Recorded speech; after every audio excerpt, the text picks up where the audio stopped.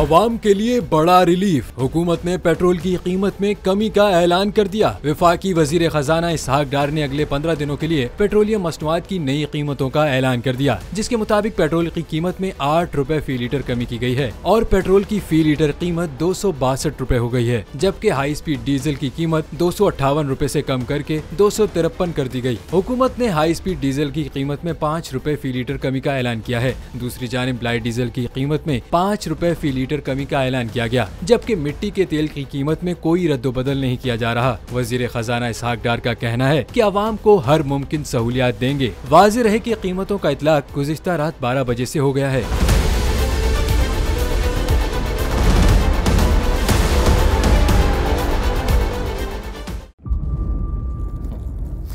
इंतजार था ना, चलो इस बार वो करते हैं जो इससे पहले किया ही नहीं।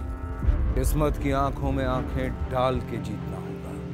सब में है शेर जैसी राह, जर्रा जर्रा भी हर कंटेस्टेंट को लगेगा पहाड़। लड़खड़ाना नहीं है, खोल दो अपने पंख अगर आसमान छूना है। अबे लग रहा है ये सब पहले भी कहीं सुना है। एंटरटेनमेंट की गारंटी जनाब, क्योंकि यहाँ खेलोगे कूदोगे तो बनोगे नवाब। खुश रहो पाकिस्तान। खुश रहो पाकिस्तान, बुध और जुमेरात शाम 7 बजे सिर्फ बोल एंटरटेनमेंट पर। सब्सक्राइब करें और बेल दबाएं ताकि कोई खबर रह न जाए।